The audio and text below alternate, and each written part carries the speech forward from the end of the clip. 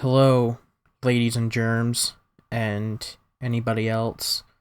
Um, it's time for the Let's Shit on Video Games show. Once again, it's me, Ethan. It's me, Ben. Me, Andrew. And Elias, hello. Hi. We played video games last week. It was very fun for some of us. I've got some interesting stuff to talk about, but I feel like I'm gonna save my poo-pooing for later. It'll be a surprise. But first off, let's toss the buck to somebody else to talk about games they played last week. Whoever wants to take it, they may take it. You go ahead, Elias. What? Okay, I had a feeling. So the only thing I played this last week was Rocket League, basically, and I finished Doom. So yeah, Doom, good, very, very good. Yeah, that's that. And I think I played a bit of Dark Souls 3 as well. I've finally. I don't know. How long have I played of this game? 12, 13 hours, basically. About 13 hours. Pretty good. Not surprised I haven't quit yet. So, I'm just we keep riding the train until I decide to not play anymore. Keep riding the train till Punish Town. But yeah, that's what basically did I just say? I don't even know. Yeah, in case you can't tell, this is a bit later than we normally record. So it's kind of going to be the ASMR podcast a little bit, because we're all going to be talking kind of quietly and kind of tiredly. It's going to be a fantastic experience. Yeah. So that's why we all sound deader than normal. We promise we're having fun. Yeah. We're just tired. Yeah. It sounds like Ben is doing finals. I'm doing my new promotion job, and it's a lot more work than it used to be. And it's just kind of later. I don't know about Elias and Ethan, though. Have you guys had busy weeks? Yes, just worked on music all day. Yeah. I have been nonstop working for. I think the last day off I think I had was Thanksgiving weekend. I took some time off that time, but ever since then I haven't had a day off. I've been either working my day job or writing or doing both. Writing when I'm on my breaks at my day job. So Yep. Yeah, I do art stuff on my days off too. So although I enjoy that, I assume you enjoy writing, right, Ethan? Yeah, do you consider that a job, or just like a hobby that you've turned into a career? kind of both, I guess. I mean, to be fair, I have quotas and stuff, and I have to get stuff done in a certain amount of time, and I've got deadlines and the like. So while I enjoy writing, it is still a job at the end of the day. Mm-hmm. Yeah, totally. Yeah. Phone. Shut the fuck up, phone. I guess I'll jump in with what I was just playing. Have you guys ever heard of the game Return of the Obra Dinn? Yes, I have. I've wanted to play that. It looks great. Yeah, just barely playing that right before this podcast. Have you guys ever heard of it, Ben or Elias? I haven't. Okay. Nope. Okay, let me give you my pitch, because it is very interesting and you guys should play it, definitely. All right. So you are I think you're an insurance salesman. How boring am I playing this game? Starting off strong. Yeah, here. starting off really strong, yes. Okay, and you have been tasked with, there's this ship that has been destroyed. All of the crew is dead. All 60 of them, including the passengers and all of the ship hands, have died, and nobody knows how. But you, the insurance salesman, have been gifted a magical pocket watch that can help you relive the exact moment that each one of the crewmates died. So what you do is you find the dead bodies and you use the pocket watch to go to the exact instant where they died, and it's all a still image. So you can walk around and see it from every angle. And for instance, the first one you see is this guy getting shot, and it's kind of like a revolt against the captain. This isn't a spoiler. It's the first one. It's the first thing you do. So some guys are revolting against the captain, and you see the captain taking them out. like defending himself, and you just see the exact instant when they died. So you see like the blood splatter, and it's all like a still image, and you have to walk around and deduce who each person is and how they died. All 60 of the people. Yeah, it's a real deuce of a game. It's it's very stylized. It's like all black and white. It's like an old movie, and yeah, it's. The most impressive part is that it's another one of those games that was made by a single person. Since we got talking about like Undertale and if that's like the best like game that's made by a single person, the only competition I know of is Cave Story. But I'm gonna try out this game and let's see if it surpasses Undertale and takes the trophy as the best single man developed video game of all time. According to me, and the 3 games I've played that were made by one person. It looks really cool. I've heard of Return to Obra Dinn before, and I watched a really cool review from one of my favorite YouTubers, Matthew Matosis. He's a really great games analyzer, and he covered that game and talked about it, and he loved it. And I was just looking at the gameplay and the cool art style and everything. It's always had my attention. It's been sitting on my Steam wish list for God knows how long, but I think with the winter sale possibly coming up soon, and I'm getting a semi-decent check for my writing job, that I might snag it if it's on a good discount. Because I've been wanting to play it. It looks freaking cool. I'm not the biggest puzzle game guy, but when you have like really intriguing twists and cool art styles and stuff like that to it, then I can certainly be won over. And this looks to be the kind of game that I certainly want to try at the very least. Yeah, it has a like the best like approach to narrative that video games can offer is that it's not told in order, since it's kind of told through flashbacks, and basically the only like actual context for the story you get is like the exact moment that these people died. So it's a very incomplete story because because people weren't dying every second of the story. Like, I know, but how inconsiderate of them for them not to be dying constantly, so you can't get the full story.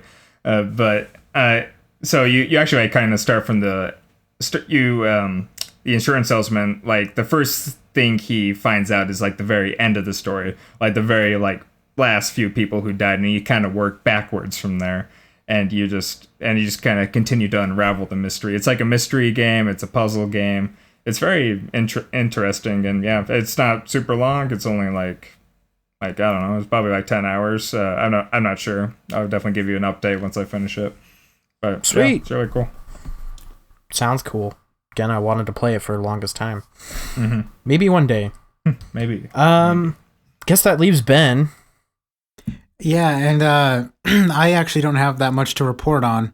I think I played Doom like a little bit this week. But mainly I've been doing finals, and then I was also doing some music stuff. So, a lot of my time was dumped into that. So yeah, I don't really have much, but, the finals are coming to an end this next week. I just have the math one to do, and I have computer science one to do. And then it's video games.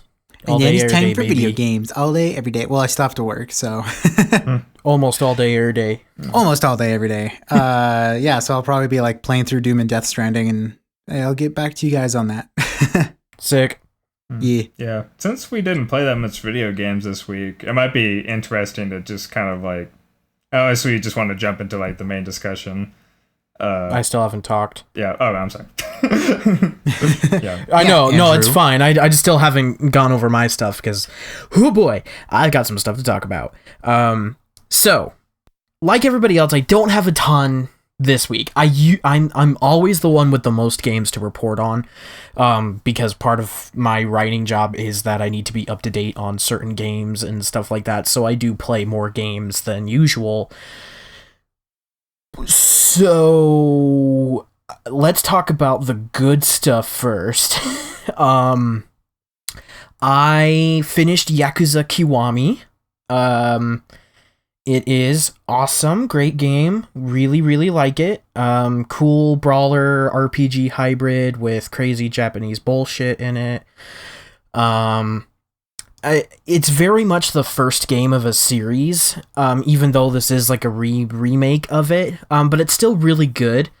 And with that, I got through like maybe like the first hour of Yakuza Kiwami 2, which interestingly enough, so the Kiwami 1 was made in Yakuza 5's graphics engine. Kiwami 2 was made in Yakuza 6's engine. So, and the leap between the two is insane. And it's also the same engine, I believe, that was used for Yakuza 0. And jumping from the controls and the like of Kiwami and going to Kiwami 2 is, whoa, it's an insane improvement. The combat feels so much better. The world looks a lot better. There's a cool, like, I like being able to go into first person and just walk down the street. It's so cool. It's really lovingly crafted and detailed. And I've gotten somewhere in the story, but not very far just yet. But I'll keep reporting back on Kiwami 2. But so far, it's really good. And then the last of the good stuff, I've been playing more Doom Eternal. And actually, yesterday I finished it. Again, this is my second time finishing the game, this time on PC. And, it was funny because when we did our top games of the decade list, I gave Doom Eternal an honorable mention slot, and I had Doom 2016 on the list. And the thing was, and I had some, while I love Doom Eternal, I had some kind of negative thoughts on it when I was playing it the first time around. I thought it was a little too long. I kind of had some problems with some of the platforming stuff in it, but going back and playing it with a mouse and keyboard, it has completely reworked how I thought about the game, and I do believe that Eternal is the better of the modern Dooms. So I would essentially switch spots now between Doom 2016 and Doom Eternal. I still think 2016 is fantastic. It's still an amazing game, don't get me wrong. But Eternal's additions are so fantastic. There's a lot of really cool shit in there. And I've even started doing a completionist kind of run of it, where I'm just picking up collectibles and upgrades and stuff, because I want to get all the practice that I can, because I got the digital deluxe edition just recently because it's on sale, and that comes with the Ancient Gods DLC. And although Part 2 isn't out yet, Part 1 is, and I hear it's rough, like it's really, really hard. So I'm just getting all the practice I can get in before I go and get my ass kicked in the DLC. So, Doom Eternal freaking slaps, man. Damn good game. Highly recommend it. Shit's great. Love it to death. I went to now. play. Now we talk about the other game. I got my hands on Cyberpunk 2077. Oh. A very, very kind friend generously gifted me the game on Steam. And I have been playing it, and I've got around 11 hours in it. I am... Oh boy, there's so much to unpack. On the outset, when looking from the outside in to Cyberpunk, it is a very cool game. Lots of intriguing detail, very immersive sim-like, really interesting, especially on a narrative front. The game performs like ass, and I know I'm running on a weaker computer. Even people who were running this thing on the PlayStation 5, the Xbox Series X, 20 series graphics cards from NVIDIA, 30 series, graphical issues and performance issues are everywhere. And here's my problem. My problem is that leading up to launch, Cyberpunk 2077 was advertised to be a game that would run perfectly fine on the PlayStation 4, the Xbox One, as well as lower-end PCs. you take a look at the minimum hardware specifications, and that shit stated that you would be able to run the game on a piece of shit computer from like 2008. Like a GTX 780 or something was the minimum graphics card for it. Like potato computers in the modern, like in 2020. I have a 1050 Ti, which is still very low end, especially considering with the 30 series cards out and so forth. The game should have ran just fine because I surpass the minimum hardware specifications, and I'm very close to hitting the base recommended before RTX and stuff like that, where the recommended graphics card basically is a 1660 Super, and you know I'm close to there. Obviously, a 1050 is not as good as a 1060, but I'm still close. I cannot get the game to run well at all, no matter whatever settings I do. I have gone to the NVIDIA control panel, and I have messed with settings. I have ran the game in, I've done borderless 1080p with medium-low settings, gone to the lowest settings. I've done full screen 1600 by 900 medium settings and medium-low, then flat-out low. I even did recently 720p with the lowest settings, so it looks like this crunchy piece of shit, and even then I'm still getting frame dips below 30 frames per second. It does not run, and here is the problem. I am totally fine with the game not running on my computer. I'm totally fine. I know, again, I do not have a good computer, but, and this shouldn't even need to be said, but if you advertise your game to run on specific consoles and hardware, it should run on those specific consoles and hardware. But it doesn't. So, I am hoping that patches will come down the line to fix it to at least some degree, better optimization. I'm hopeful. I'm not holding my breath, though. Nevertheless, I did not buy my copy. It was gifted by a friend. Again, it was a very generous gift, especially considering that it's a, full-priced $60 game, brand new. But it will stay in my library, and whether if it gets patched to run on lower-end machines or whenever I finally get to a better computer, I will pick it back up at that time. But for now, I have put a halt to Cyberpunk, and it's a shame because there's a lot of cool stuff in it, and it could be really interesting. And what I've played is certainly interesting, and I've even done a few side quests that are really detailed and cool. It's a CD Projekt Red game. They very much care about the main storyline as well as also fleshing out an intriguing set of side quests for you. Even then, performance and technical issues and stuff aside, and I don't know if it's just a factor of how little time I have in the game, but if I'm to be completely honest, I haven't really been grabbed by Cyberpunk as I was in The Witcher 3. I don't know, and I'm not entirely sure what it is. I can't put my finger on it, but I just don't feel a wow factor to it. And the thing is, it's not like I was one of these people that were, like, overhyping the game or whatever. I wasn't there for, like, the, 8 years since it has been announced and whatever. I wasn't riding the hype train or anything. I was like, yeah, no, like, it'll be cool or whatever. It's CD Projekt Red. They make good games, yada, yada, yada. I tend to not hype myself for games anymore because, again, and I've said this before on this podcast, I've been burned many a times by hype. And so I typically temper my expectations, but even with tempered expectations, I'm immensely disappointed with the performance of the game. And especially considering that employees were abused to get this game out on this specific deadline.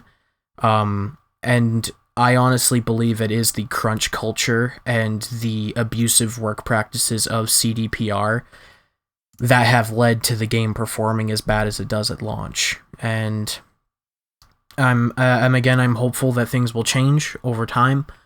But again, I'm not holding my breath. So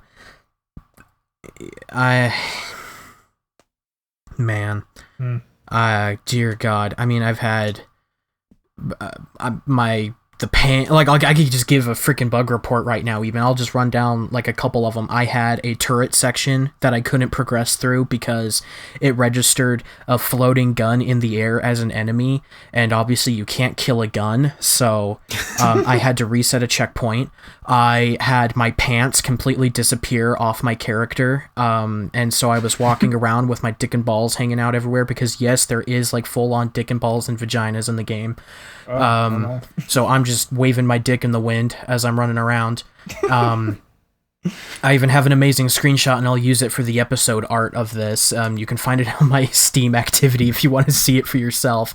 I gotta check this. I went to a funeral in game for a friend character, and my pants weren't loaded in, so I was ass naked from the waist down during a funeral, and I don't think anything really kills the tone and mood of a game more than when I can look down while I'm sitting down on a chair and I realize that, you know, I can see my bare kneecaps and I can open up my inventory and just see my dick and balls hanging out. So, dear Lord, goodness, what else have I had? I've had audio completely cut out, be it gunshots, driving sound effects, whatever. I have had really bad texture pop in, character models don't fully load until I'm staring at them for a couple seconds. I have audio mixing is also really weird in that, but that might be just something with my settings that I'd have to look into. Dear God, man, there's so freaking many to talk about. I had an amazing car chase where a gun was thrown to me to shoot people with, but the gun didn't load in, so I just had my hands just holding an invisible gun shooting lasers. That was interesting. Finger guns. Yeah, it was basically a glorified finger gun. Yeah, no, it's broken. It's broken as hell, and I'm extraordinarily disappointed. And the thing is that The Witcher 3 was apparently in a pretty shitty spot too when it initially launched, but obviously it's better now. So I'm hopeful, but I'm not holding my breath that my computer would be able to run it though. So I would just recommend to anybody who's listening to this and has not picked up Cyberpunk at this point, wait. No matter your platform, it does not matter. If you have a 3080 NVIDIA graphics card or whatever, and you've got 32 gigabytes of RAM and the best AMD processor that's God himself gave to you, I would wait. Definitely pump the brakes on that because it is a shit show. And in fact, it's gotten so bad that recent news as of the time of recording this has come out that Sony has been issuing refunds for the game, which is saying something because these console, manufacturers and companies or whatever typically are extraordinarily stingy with refund policies and stuff. Sony's like, ooh, if the game does not download, if you've downloaded the game to your hard drive, you can't refund it anymore. But no, like, they're refunding this game to people on PlayStation 4 at the very least because it's that broken. I have seen so many additional screenshots and video of it running on any platform. It doesn't matter. Again, from the highest end computers to a base Xbox One. It's a shit show, and there's no excuse. There's absolutely zero excuse for it to run like this, especially when there were continuous promises and delays that were constantly giving, the facade that, no, everything's okay, everything will work, trust us, it'll be fine. Well, it's not. And it is going to take some serious work from CDPR to freaking make up for this, because this is infuriating. I have not experienced a launch this bad since Fallout 76, and that's saying something. That is. People have been calling this game Cyberpunk 76, and it's true, because it is that bad. It is absolutely terrible how awfully this game runs, no matter where you're playing it. So I guess we've all been cyberpunked. Am I right, lads? Ha ha! Oh boy, so funny. Anyway, I needed my 10 minutes to bitch about Cyberpunk, so thank you for letting me get that out. Yeah, man. Yeah. I've just been looking at it, and I've been seeing all the news and stuff like that. And whereas like it does look interesting as a concept, first of all, it's a $60 game, so I'm obviously not going to buy it right off the bat just to play it, like, and then like wait until I'm done with the other games. But yeah, I'll probably wait like a solid, probably like 6 months at least before buying it. Yeah, because probably by then, by the time you probably hit like the Steam summer sales or whatever, there might even be a slight discount on it. So yeah, that's what I was thinking. Yeah, probably, because typically third-party games will go, cheaper faster than anything made by a first-party studio. So Man, imagine if that game came out when it was initially promised. yeah, April. Dear God. Oh goodness. Yeah, it was supposed to. I think the original release date announcement, but when they actually locked on a singular date, and don't quote me on this, I'm not entirely sure, but I believe it was April of this year. That was their initial plan, and then they delayed it to September, and then they pushed it to November. Then they said they needed about another 20 days, so it got pushed to mid-December. And yeah, it just came out a couple days ago. Probably should have pushed it to next December. It honestly, like, it seriously needed at least another like 3 months in the pot to stir around a bit more before they finally dumped it on us.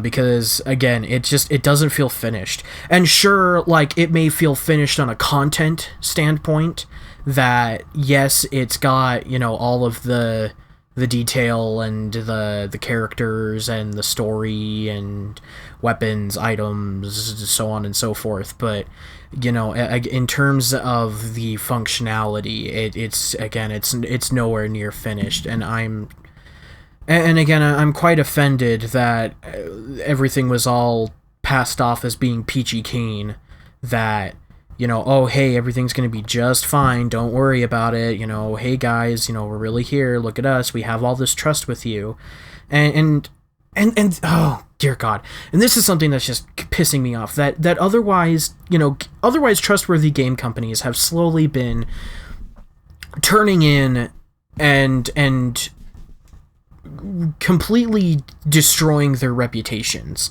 recently. Bethesda had that huge freaking scandalous bullshit that started since Fallout 76 came out, and then ever since then they've been riding extraordinarily rocky waters with the only like solid IP that they've been releasing is Doom, and everything else has just been a complete shit show. I hear Evil Within is, got good with Evil Within 2, but that game didn't sell, so we're probably not getting another one.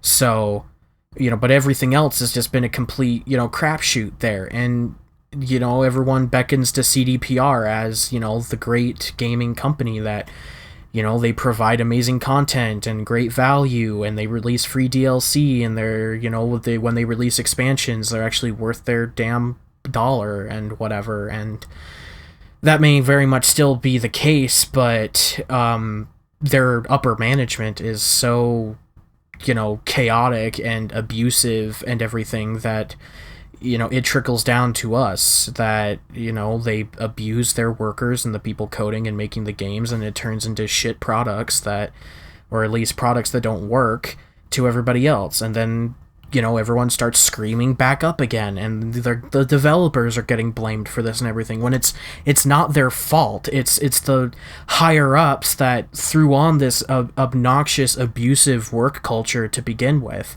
that caused this game to run as badly as it does anyway. So if anyone out there is like finding individual Twitter accounts for developers or whatever, it's not their fault. It's the freaking annoying ass marketing team and the company heads, the CFO, the CEO, it's the managers, those assholes. They're the ones who deserve the outrage, but even then, nobody deserves death threats. Even Bobby Kotick of of Activision and Strauss Zelnick of 2K and whatever, even those assholes, they don't deserve death threats. They deserve death wishes, but not threats. As long as you keep it internal.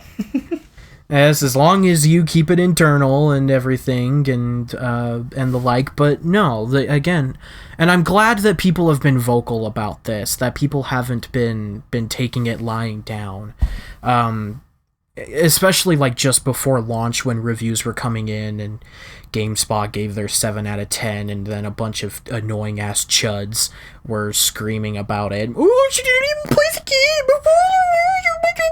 game. And, you know, they'd take a bullet for a, you know, multi-million-dollar corporation, you know, even though they don't freaking, like, know them or whatever, because they're weird, creepy dickheads. Even those people have gotten their hands on the game and have realized that, like, yeah, this is definitely not we were told what it was going to be, so...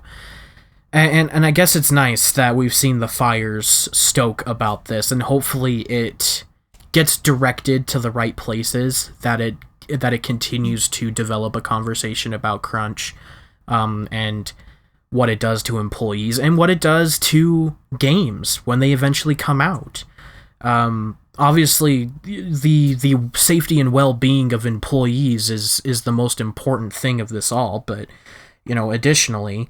it does lead to product launches like this, where things are broken and everything, and then it's just damage control for the next 6 to 10 months or whatever while you try to get this thing that you rushed out into a stable working version when you should have just waited to get it to there to begin with. People, you know, I know people were freaking the hell out about finally getting their hands on the game, but dude, you've already been waiting 8 years. What's another 3 or so months to make sure that you can pick it up and play it and it works and it doesn't crash on you over and over again, and you don't T-pose while you're driving your car and your pants don't disappear for no reason and sound effects don't register and items disappear in the world and your car clips into the ground and flips around a bunch and you fly out of your car and die and have to reset a checkpoint or anything like that. And those are real bugs that have been happening in this game. And so, gosh, yeah, it's nuts. But I've been going on for a long time. But I needed to get that out. So, yeah, where do you go from there? You know where we go from here. All right. You know, I've been pretty hungry, Elias. And I've only got $1. You want to know what I'm in the mood for? I assume some blood and bacon, am I right? Yeah. Give me some bacon with a side of blood. Elias, tell us about blood and bacon.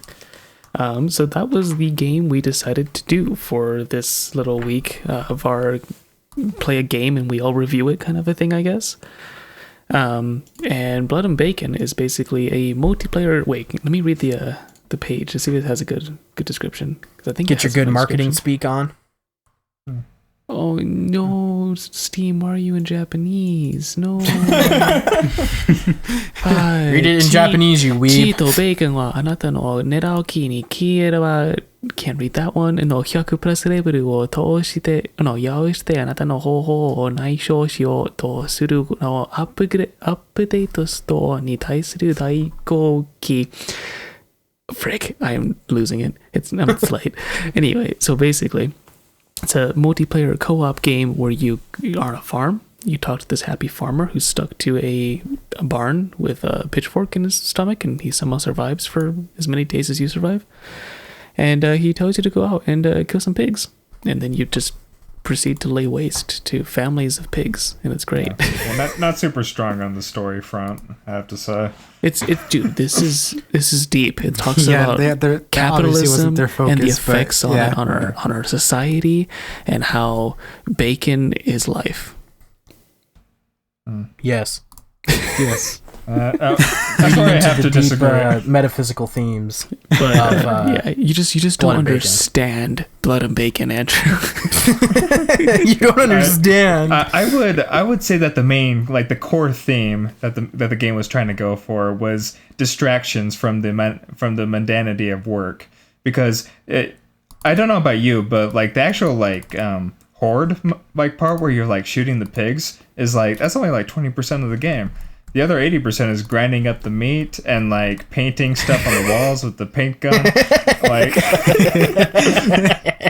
the whole game is like trying to like avoid work, really, when you think about it. It's very deep when you think about it. It really talks about our society and the capitalist overlords that cause us to grind 9 to 5. Yeah. We just do. It's the most Soviet game I've played since oh dear, Sex with Stalin. That's a real game, by the way. Look it up. I'm looking it up. It's on Steam. But yeah, Blood and Bacon. I mean, personally, it's one of my all-time favorites. At least for like a day, and then it kind of drops real quick. But it's a fun afternoon game. That's what it is. I don't know. What did you guys think? Because I mean, Ethan and I had both played it before, so it's kind of fun to revisit it. But. Yeah.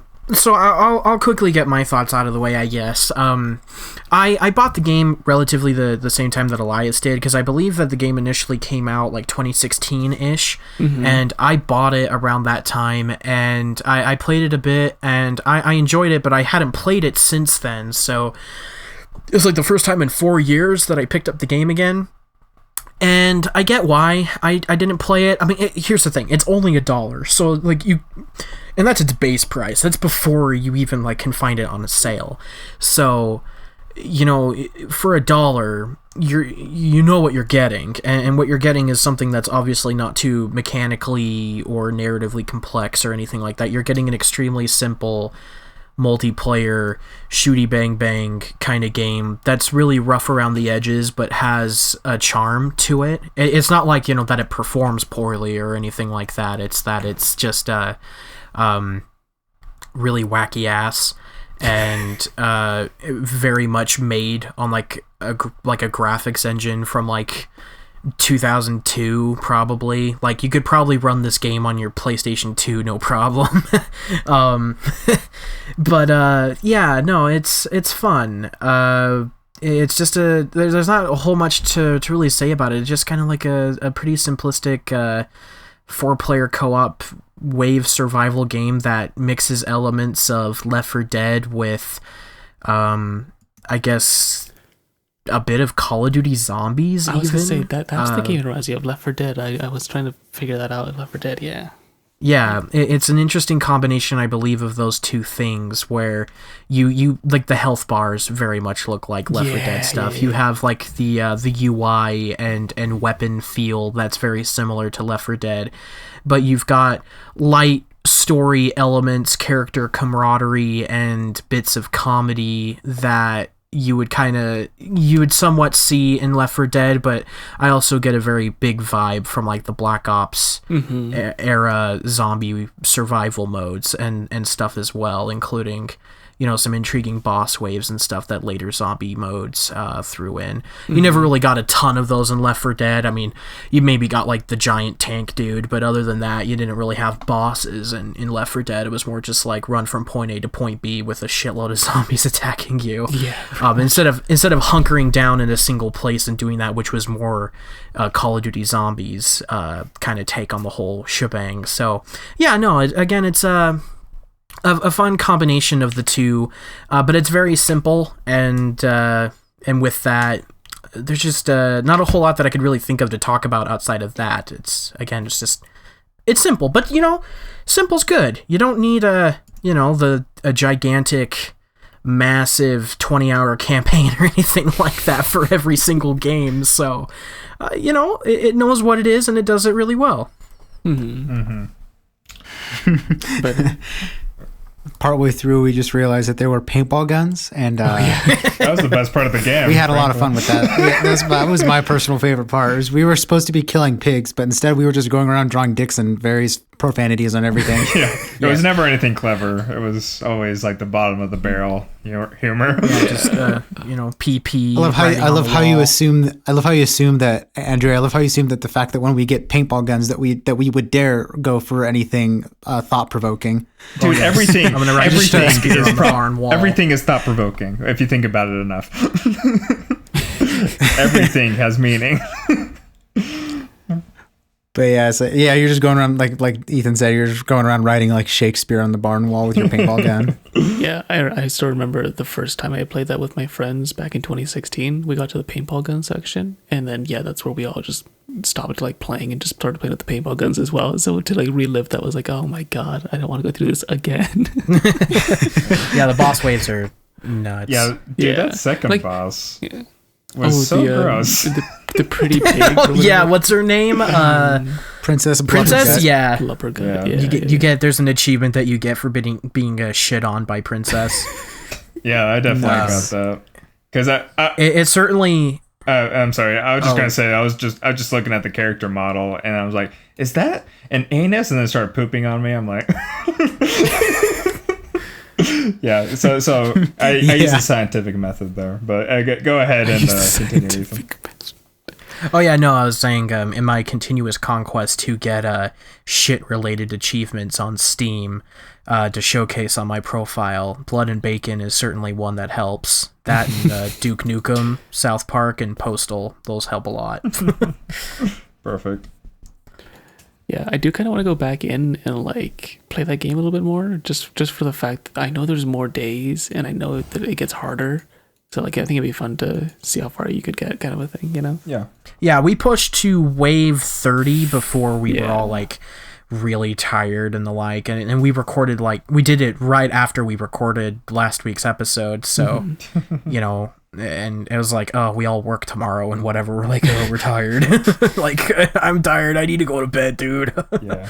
It's fun though. Again, we need to find like a really like a decent night where we can stay up and just grind out Blood and Bacon, because again, for what it is, it's good. Looking forward to this winter break. You guys looking forward to winter break? I don't get it. Oh yes, I don't get one. Yeah. Yeah, neither do I. But I'm like I'm really gonna like. I'm just happy for Ben, really. Yeah. Not this week, but the next 2 weeks I'll get Thursday and Friday off because I get Christmas Eve and Christmas, and I'll get New Year's Eve and New Year's Days. So I get a little time off. I'll be working 3-day work weeks after this week, so nice. I got time. Yeah. Andrew, you're just like, who's excited about the break? And then you're just like, well, none of us have one except Ben, but I technically do. I'll be going on vacation, but that's not like a winter break. It's just like me using my paid time off that I've accumulated over a year. So it's very still very adult. Like I only get to go on break when I've actually saved up time. Yeah. Mm-hmm. Yeah, I'm just excited because I have a month where I don't have to worry about homework and stuff. Yeah. Nice. Yeah, it's awesome. I was just going through the reviews of the game, and the top negative review says, "Stop scrolling through bad reviews and buy it." Nice. I like that. Yeah, again, it's $1. You're not losing anything for it, and even then, it works. So I don't know. It's not like you're buying one of those really shitty copy paste Unity engine anime third-person shooter games that I've seen. What is it, Hentai Nazi or the one that the Ben Last got of me, Waifus or whatever that go on that. sale for 69 cents or whatever. This has far more artistic integrity than any of those, and it works. It actually too, has so. voice lines, yeah. The voice lines are pretty funny, here and there too. They're not good, but it's a good, not kind of good, Yeah, I don't even want to say it's so bad it's good. It's it's so occasionally fun that I come away with the mostly positive feelings. Oh jeez, I accidentally bumped my desk. That's going to be a fun sound to pick up on. Bonk. 45 seconds and 19 seconds into the review podcast. What the hell are we doing? I'm tired. It's only 9 o'clock and I'm tired. Hey, same. Yeah. Same, dude. You're not alone. Yeah. So we haven't even reached an hour yet. We've already kind of talked about the game. Yeah, no, I figured that we would run a bit short. That's why I went on bitching about Cyberpunk as long as I did to try and flesh things out a little bit more. Because yeah, again, Blood and Bacon, as fun as it is, I don't think it's really something that you can really pull a large discussion from. So, but no, yeah, again, it's still fun to talk about, and it's certainly again a really fun game to play. So, how about we? I guess right now. Go ahead. Oh, I was gonna change the subject. So if you had something to say, you may go ahead, Andrew. I was just gonna say that, Mike, we should use this time to set up some sort of system of what's the word? Oh my gosh! I guess I really am sleepy. I guess what you're going for is just like a sort of format, I guess, of going forward with this kind of thing. Yeah, with recommendations. Oh my gosh. So yeah, so we're on a string of running game recommendations of playing stuff over the next for the past 2 episodes, because Elias obviously had Blood and Bacon. And then I recommended everybody play Rogue Warrior, tried to play Rogue Warrior. The fact that Rogue Warrior is probably better for you guys. Then we can do a rotation. Goes back to Ethan, then Elias. Yeah. Unless we have a certain topic or something that we want to discuss, like a big question or whatever. I should maybe even check and see if I got any additional friends who listen to this and see if we can run a Q&A at some point. That'll be fun. Get a guest. Yeah, wow. Whoa. Whoa. We'll have to see, because I don't know anybody with really all that good audio equipment right now. I mean, I got a couple people, but the guy I would like to have on just has a dinky headset, so I don't know if that would make Elias want to rip his ears off and probably stomp on him on the floor. I just found a game on Steam that was recommended to me called 5D Chess with multiverse time travel. That sounds awful. That sounds fantastic. The duality of man. 5D chess with multiverse time travel. I would never play that. I'm just good. I'm good with chess. Just normal so chess. So much fun. The top comment: I'm okay at chess, not okay with interdimensional time travel chess. God damn. So I guess with Elias and I recommending games and so forth, it looks like we've been kind of going up the list of the audio call. Unless Andrew has something particular he would like to recommend us play for next week. We can throw it to Ben. Whoever would like to recommend a game, I suppose, if we're going to keep doing this for the time being. Do you have a recommendation in mind, Ben? Possibly. Does it have to be shitty, or can it actually be a good one? Well, it can be a as good long as game. it's not We don't super have to expensive, keep playing. I guess. That's the main or thing. super long. Yeah, just if it's in my Steam library already, then I'll be very happy. Okay, well, I found one in my Steam recommendations that looks really freaking beautiful, and that I think especially Andrew would appreciate. It's called Gris. Has anyone ever heard of that? Oh, it's in my library. Hell yeah. I think I've heard of it. And I hear it's pretty short. I am very happy to play this. I already have it in my Steam library too. Pow! Yeah, here's the Switch link for it, but it's on Steam too. Right now it's on sale on Steam. Steam and Switch. It's going for like $7. Oh, I've seen that. Yeah, I saw that picture before. Yeah, I've seen this too. Yeah. I thought this. Is it? Yeah, I just got recommended, and the art style looks really beautiful. It's interesting. Yeah. This looks. Yeah, we can do that. Good. We can do that one. Yeah. Okay. Yeah, I was watching some of the videos. It's also on Game Pass. Really cool. Awesome. Wait, why does it give me a frowny face? Is it not actually on Game Pass right now? Did it get taken off or something? That's weird. I guess I get a discount or something. I guess it might not actually be on Game Pass right now, but it doesn't matter. I have it on Steam. I'll just play it that way anyway. I'll make sure I get that installed actually right now. Although I'm pretty sure it's not very... it's 3.25 gigabytes. That's not that big. Yeah, my Steam is like, you should play this game because it's similar to games like Horizon and Hollow Knight. I'm like, this doesn't seem very much like No, Horizon. it's just a 2D platformer as far as I'm Hollow aware. Knight, not Horizon. It's a very laid back, depression game sort of game from what I hear, but it's better than a lot of those lit depression games. I think I've watched a zero punctuation review of this game, and I'm pretty sure he grilled it. Although Yahtzee grills everything though, so I don't know. I'll give it a shot. Doom Eternal's downloaded. I'm installing Gris right now. Yeah, let me go to the how long to beat on it's it. 996.24, baby. Yeah, it said like 3.5 hours. It says for the main story. Yeah, you freaking steal my thunder right as soon as I say, "Hey, I'm gonna look it up," and then Ben goes and does it. I already had it up. Ooh. Yeah, 3.5. Yeah, this will be a game that you can finish in a day. So, but yeah, no, definitely. I also like the idea of playing some shorter games as well. I mean, like long games are certainly good. Again, I've been playing Doom Eternal. I've probably put like 20 hours into it over the past 2 weeks. But does Xbox app tell me how long I've been playing the game? I'm curious because it sometimes tracks those stats, sometimes it doesn't. I was gonna say, we talked about like that games need to be shorter, so let's just present some games that are short. And yeah, still good short so games that are just nice. This does not track my time played. It's stupid. It should be a standard for everybody. Oh, look, Chris finally installed. Yeah, there was a game I saw. Why did it say? Play. What was it? I'm sorry. Why did it say like 3.25 gigabytes or whatever? It was only 996 megabytes. Yeah. Maybe it said like that's how much you just had to have free just in case. Something like that. Whatever. Again, it's small file size, short game.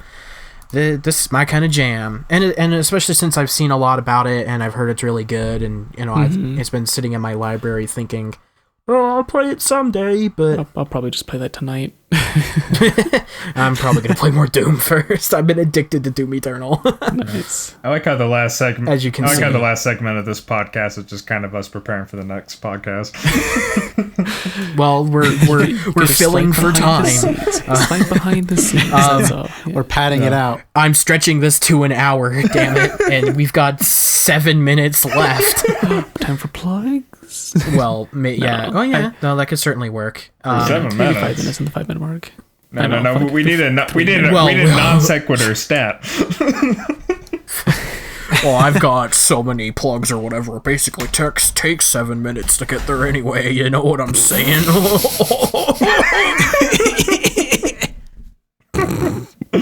Oh, that was funny. Kill me. Elias is Why am I ashamed. a part of this podcast? Kill me now. I don't. I'm sorry I dragged you all into this. Hey, well, we having a time here, Who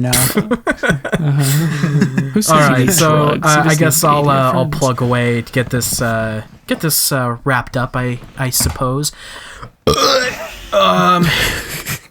As usual, you can find me extremely professional, as thou can hear, on Letterboxd and Backlogged at Sir Queejibo, SirKwyjibo. The same goes for Medium.com, although I haven't published anything there for a little bit. Mainly, I'm on CBR.com. I have been writing a lot recently. Many articles. I wrote recently about how much of a shit show Cyberpunk 2077 is on consoles. I wrote an article shitting on Fortnite for its lack of curation for guest characters, because oh my hell, why are Walking Dead characters in a kid's game? And Kratos. Yeah, Kratos, a character in a series that is known for extraordinarily gory violence, as well as in the original set of games, tons of nudity, is now in a kid's game. I mean, I get, like, Master Chief or whatever, but Kratos? What? What 7-year-old is playing God of War? And Every 7-year-old nowadays. whose parents needs to be, like, talked to, like, be sat down and be like, you know what your son's playing, right? Hot take. All of America. That's the answer to your question. All of Anyway, America. Continue. Yeah, I also wrote about how cool Yakuza is and how Yakuza was saved by memes and a prequel game in the West, and now it's seeing a renaissance. Because actually, and this is so damn cool, the whole Yakuza series, outside of the newly released Like a Dragon, is coming to Game Pass on console and PC, and I am so hyped, boy! The whole series! That was the most, amazing announcement at the Game Awards, because all the AAA games there looked like shit, the indie games looked kind of cool, and I was like, man, this sucks, and then I heard the announcement, Yakuza is all coming to Game Pass. I was like, this is the best announcement of the night. How sad is the current state of gaming that this is, the only, announcement I'm excited about? That old games are coming to Xbox Game Pass. Come on. Dear God. Get your act together, AAA gaming industry. Dear Jeebus. Yeah. Anyway. The lesson of this episode is just support indie games. So they're really the only games worth playing right now. And get Game Pass. EA's again, Microsoft I am the resident Game Pass shill. There's a reason why I do it, because it is still the best value you can get in gaming, boy. Be it you have a console, PC, or both. It is unparalleled in value, especially considering EA Play is now out on console, and it's also coming to the PC version here soon, so you can play Battlefield and Titanfall 2, which is one of the freaking best shooter games that has released over the past several years. It's got a really short but sweet campaign, but nobody bought it. But it's good. I did. Oh, man, Titanfall 2 is so good. I should recommend that next when it's my turn. I'll keep that in mind, because that's a great game, and it's short, too. So the current order, then, it goes Ethan, Elias, Ben, me, and then background? Mm-hmm. Right. Sure. Sounds good to me. Anyway, is that all my plugs? Oh, Instagram and Twitter, @SirKBO. There you go. Elias. You can find me on SoundCloud for my music stuff. I'm working on 2 new songs. It should just be EFA on SoundCloud. It should just be my name, Elias Fernandez, if you need to look for anything. Yeah, that's me. And find me at artstation.com/Andrew Langston. If you would like to commission me, do andrewlangstonart@gmail.com. And I'm looking forward to my first commission. And you can find me letterboxed and backlogged at Thunderfellow. And I'm not really active there these days, but every once in a while I'll type something. So, yeah. Nice. And I also like Ethan's reviews, so I guess there's that. Chill. I very much scream about stuff on Backlogged. In fact, I've actually been putting together a list on Backlogged called the FPS Canon, which is essentially the most essential first-person shooter games to play, actually good ones. Ooh. So it'll be a nice curated list. So if anyone's looking for some good shooty bang bang games, I'll shoot the list over into the Discord, because blood and bacon better be on there. Sure, yeah, I'll throw it on there, especially for the value of it, what you get for $1. Yeah, definitely. But yeah, no, I've got stuff like Dusk, Medieval, Doom, the original Doom, Doom Eternal, Call of Duty Black Ops 1, Call of Duty 4. Yes. Black Ops 1's the best. Black Ops 1's great. Dude, Modern Warfare is also really good. Jeez. Got some good stuff. Oh, yeah, the Metro games, too. Hell yeah, baby. I have all of those. I just haven't played them yet. Metro's so good. You like angry Russians and that are locked underground with scary shit in political turmoil, because there's literal Soviet-era communists and Nazis and just other kind of people just kind of hanging around that are caught in the middle of a 3-way conflict with scary mutated monsters running around the place. It's great. Excuse me. And it's also scary. Excuse me, did you say politics in my video games? Ew. Guys, oh my god, we reached an hour. Wow. We did it! Although that includes the preamble before we actually started recording. Oh, So, I would like to talk about the political themes in Tetris. Yep. Yeah. Tetris taught me that if you try and fit in, you disappear. Oh, look at that. Dear Lord. That's some, like, Facebook Karen post boomer shit right there. Why, thank you. Oh, God. Video games Yeah. ruin our children's health. They teach them to disappear. Look at Tetris, guys. Look at Tetris. Games are political. Get over it. I want to recommend an extraordinarily political game at one point. That'll be really fun.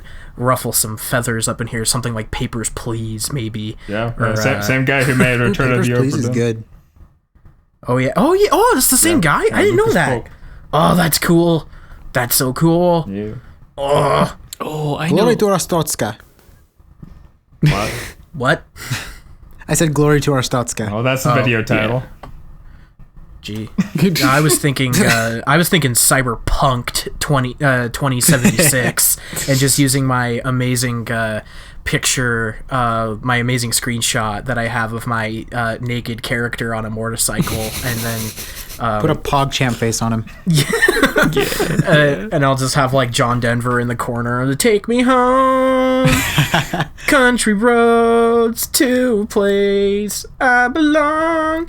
Night City, suburban mama, take me home. Oh my God, it's so broken. I hope you Please know that I'm fix. gonna. I hope you know I'm my gonna, dick's out. Huh? I was gonna say, I hope you know that I'm gonna like add piano and drums to that. Oh, yeah, definitely. That'll be the outro. Beautiful. All right. See ya. I see ya. Me home, country roads to a place I belong.